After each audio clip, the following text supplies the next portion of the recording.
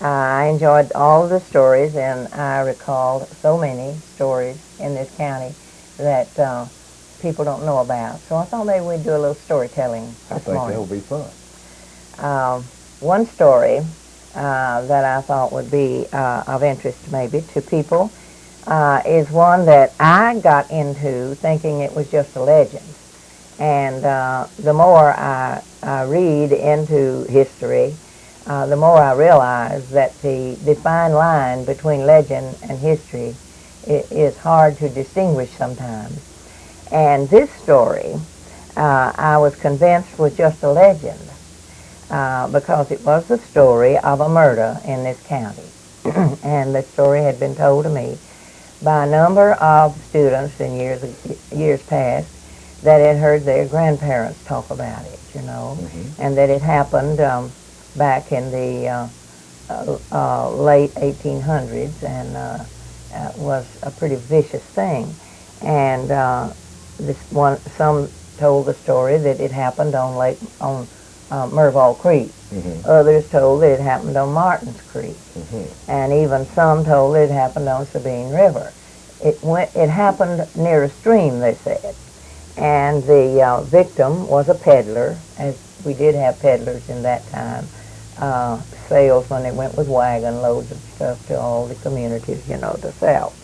And that this peddler had been murdered and his head cut off and buried in a bucket.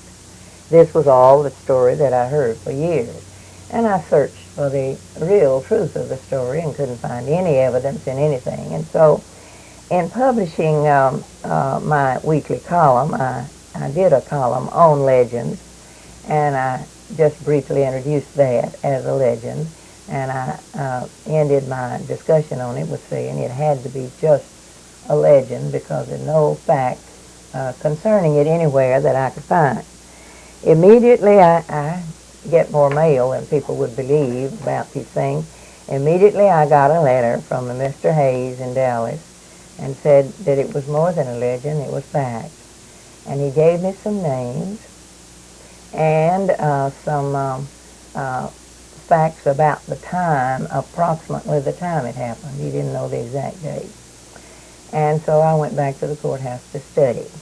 And thanks to the people that work there, they all helped me find the information. This is when Brian Bounds, a former student of mine, was working at the courthouse, and he just took it on to help me find and track it down, find the material. We found the whole thing. It was a fact.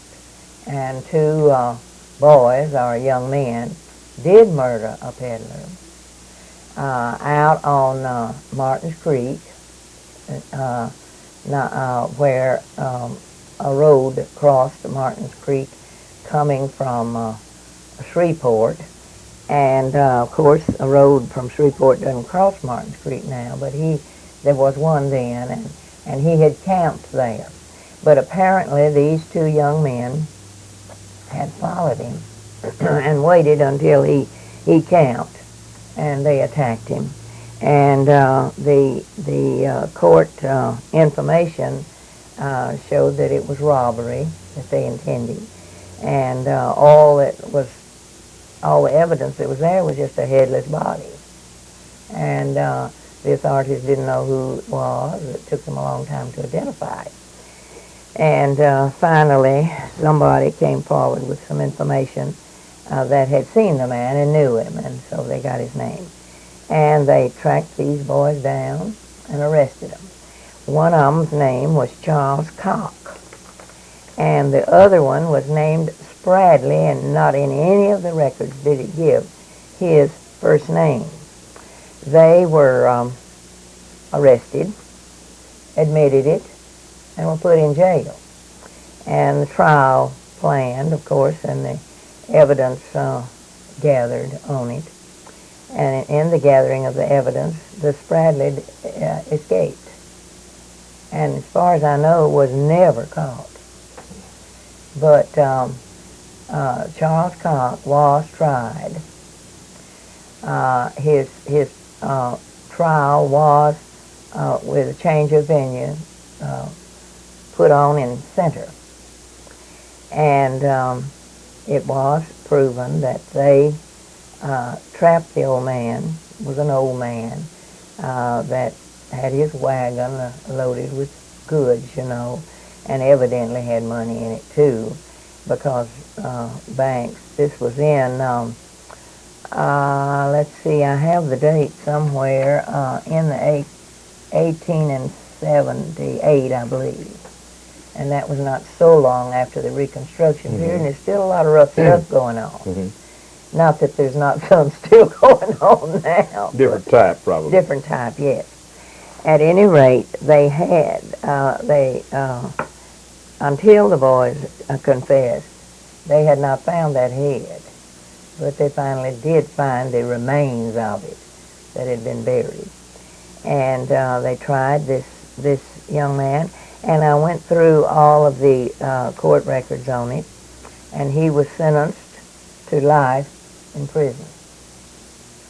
His natural life. I think he actually served 15 years, the best I could find. He had a family and a wife, and I believe she sued for divorce while he was in prison. I found evidence of that. I didn't follow that through. But this is an example that sometimes a legend leads you to a real story, and the connection between them is not very wide. If you get a hint and track it down, something happens somewhere close to what the tale tells. It has changed some in the telling through the years usually, but it's amazing that the stories told when I first heard this legend were so close to the truth. The thing that made me be sure that it didn't happen, I couldn't decide where it happened. It happened in the county, on a stream, and one would be just as positive that it was on Merval, another one just as positive that it was on Martin's Creek, another one said, no, it was down on the river.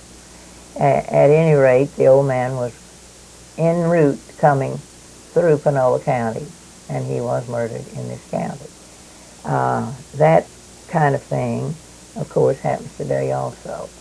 And they have a little more advanced way of tracking down evidence than they had then. But they did get to it, and only the partner in crime, as far as I could find in the records, never got caught. He got away with it. And this Mr. Hayes that sent me this leading information that put me on to the facts in it, said he knew it was so because he was a distant relative, and his wife, actually he had married into a relative family of Mr. Hayes's, and so the story had gone down in the family. And so this is the way we find out some things that we didn't know before. Now the stories that were told out at the college Tuesday were most fascinating, and I enjoyed them every one. And I think it's a fine thing for them to honor Joyce Chapman, retired librarian, with them. And Bill O'Neill had talked to Joyce before starting, and he emceed the program. And he said he and Joyce decided that this would grow to be as big as Potlatch eventually. Very good. And it just may do it, may for a fact. because it is a worthwhile thing. And there are those who just make a full-time living out of telling stories. You bet, you bet. And good storytellers are not plentiful. They have a storytelling time at the Service League Library in the summers for children, and they call for volunteer storytellers. And we do have some good ones. And this college boy that told the story of fishing with Grandpa was the winner of that contest. He told a real story, a real experience. They went from that to stories. The second place was Janie Browning, librarian at Baker Coontz, that told the beautiful story of how bluebonnets became the flower in Texas, and how they grew, and as a result of sacrifice of of beloved object by an Indian maiden. Well, this was a beautiful story, the kind you tell to children to make them aware of nature and that it didn't just happen, that something brought it about. Right. Of course, our pioneers brought a lot of plants with them, but they didn't bring the bluebonnet. It is a native. Then the lady that told the stories that got the third prize told about West Texas and Pecos Bill. And, of course, those legends grow and grow and grow. And she did a good job even to the howling of the wolves in her story. Charles Hughes started the whole thing by telling his own story of his visit to Carthage when when he was a young boy. And, of course, he spiced it up a bit. Traveling all the way from Tennessee to Yes, Carthage, right, by train. All right. And it was sort of, his was not judged. He did it as sort of a pattern to follow. But I think it's a real fine thing that they're doing with starting this. It'll make people think that what could have happened, what could have made that happen, and maybe track down some facts about their ancestors, and that's what we're trying to do. You know, you and I have discussed this many times, but one of the thrills as a youngster was to sit down and hear my grandparents relate stories, true or fiction, but Right. it was, I mean, that was a gathering point. You bet. You bet. And I'm afraid that maybe we're We not don't- doing as much of Well, that now. because we're being entertained by mechanical things rather than ancestral relatives. Families used to be more than one generation in a household, True. and the little kids heard the old folks tell the stories. Well, I was just like everybody else. I didn't put them down, you know. I just listened and just thought, oh, isn't he wise? Isn't he wise, you know, to know all these things?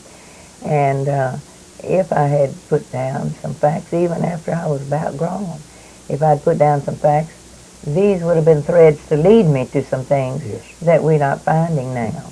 And so storytelling time is really, it can be a legend you've read or studied, or it can be a personal event in your family lineage. And these are the ones we really would like to come across. Many others have been told. Many of the things in this county are branded with names as a result of legends, and it's hard to tell what is fact and what is fiction.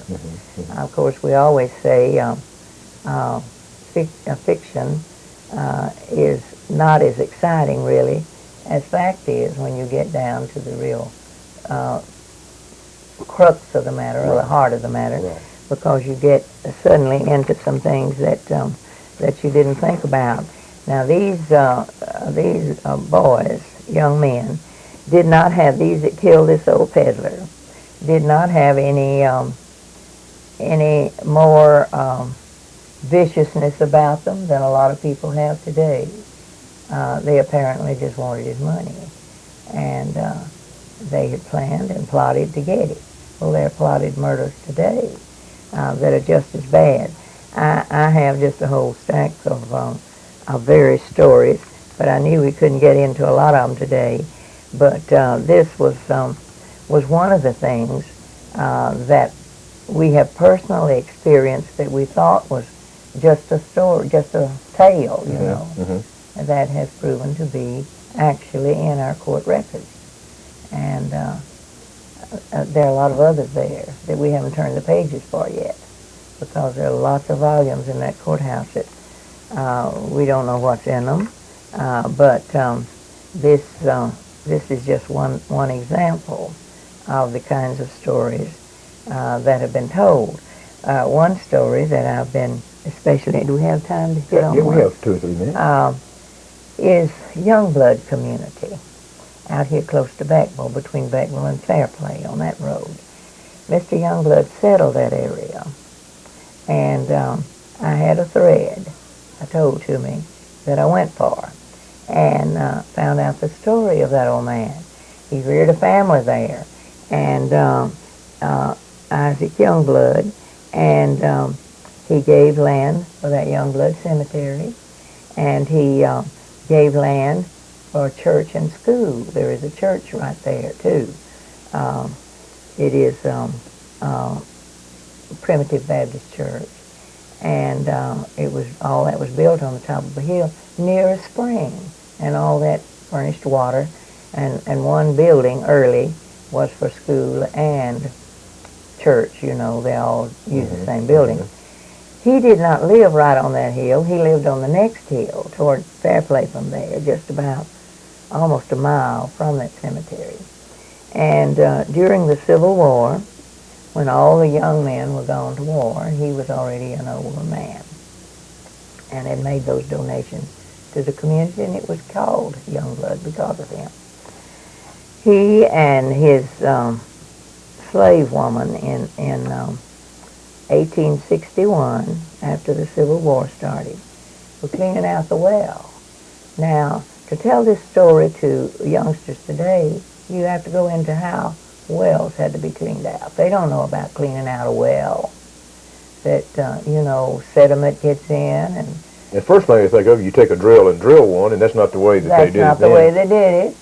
They would dig a big well, and then it would be taken care of and kept clean by going down in it and getting all the mud out, and that'd have to be done ever so often. And he and the slave woman were cleaning it out because they didn't have any men around. And he was doing the going down, and she was turning the windlass. Now then, kids today don't know what a windlass is, of course. And this was, a big bar across that had a rope, heavy rope tied to it, fastened to it, and then a handle on it that turned it, and it was heavy turning. And you'd let the person down with whatever tools he needed and vessels by that rope, and they'd fill the vessel with whatever trash or debris. Sometimes a dead animal would be in there, and they'd have to get it out and clean the water out for it to be fit to drink and to use. And they were doing this. He was doing the going down, and the Negro slave woman that was very loyal to the family was drawing him up again. And he came up for some more tools, had her draw him up, and she was turning the windlass, it was called, to get him up, and he came up to get some more tools. And in starting back down, he got overbalanced and fell, and she was right there, and she had long hair down over to his shoulders. She grabbed him, whatever she could grab, and that was his hair. Well, of course, that hurt. And when he fell and it jerked, that hurt terribly. She's holding his weight by his hair. And he says, "Turn my hair loose, you're killing me." Well, she just instantly turned loose. She'd never disobeyed him. And she didn't disobey him then. She turned his hair loose, and he fell to his death in a deep well. And he was buried then on the hill by his house.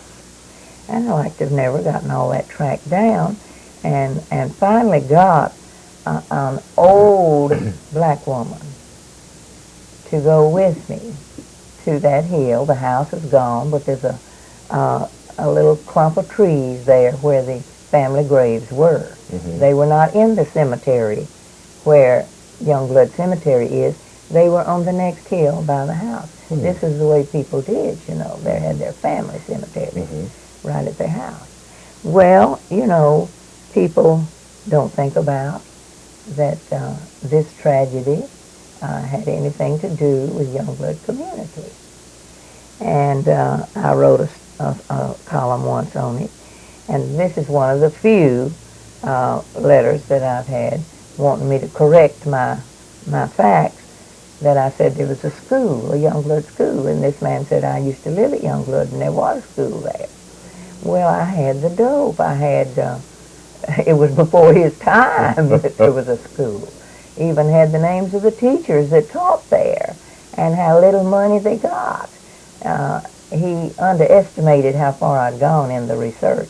And so I replied to him with a letter, and I have it in here someplace, with a letter saying, oh yes, there was a school, but it was before your time. And I have the actual data on it that is official.